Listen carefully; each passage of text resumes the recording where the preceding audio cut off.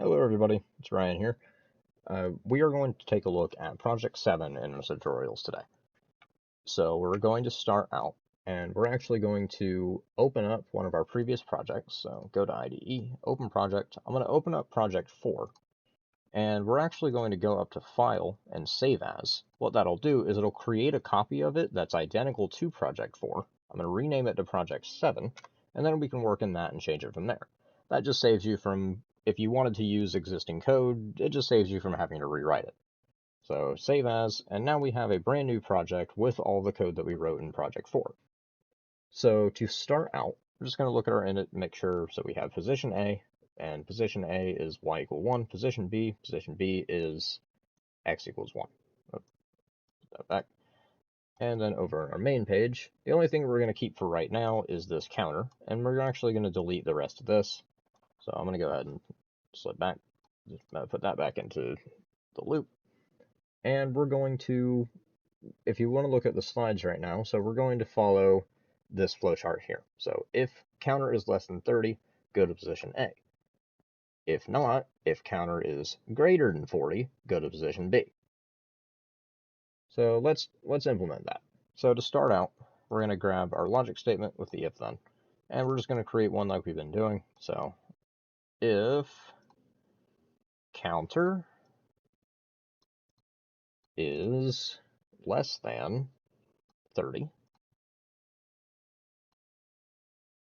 grab that, 30, then go to position A. So set position target, position A. And now we're going to extend this if then statement. So this little blue star here, the else if block and else block. So we're going to drag the else if block there. And as you can see down here, that's actually extended it. So now we can add an else statement or an else if statement into our conditional. So click on the blue star to close it. And now we're going to have it be if counter, following the flowchart. So if counter is greater than or equal to 40, then go to position B. So same process, grab this, do greater than or equal if counter is greater than or equal to 40, then set position target, and we're going to go to position B. So I'm going to go ahead and compile and simulate it. So compile and simulate, and we're going to keep the time at 90 seconds for now.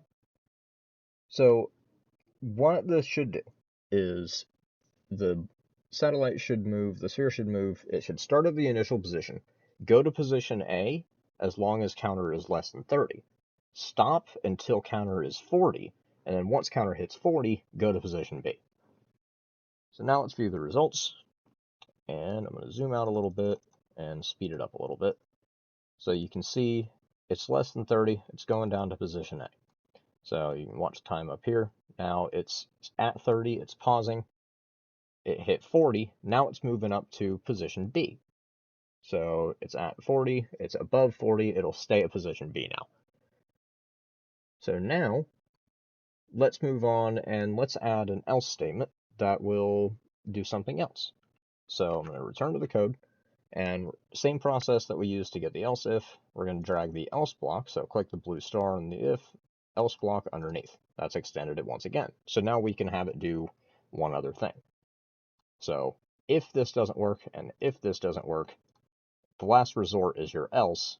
There you go. So now what we're going to have it do is we're going to grab a variable block, and we're going to set it to counter equals 0. So what that'll do, and we're actually going to change it so that instead of counter is greater than or equal to 40, we're going to have it be if counter is less than 60. So due to this, if we go back and look at the slides here, it's going to be saying if counter is greater than 30, go to position A.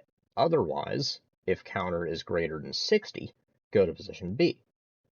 If all else fails, reset the counter to 0 and take it back from the top. So let's compile and see what this does. So compile and simulate. And I'm actually going to extend the time to 180 because that'll allow us to see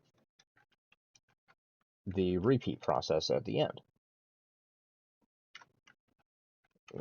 Okay, so 180 seconds, and what it should do is it'll start from the initial position.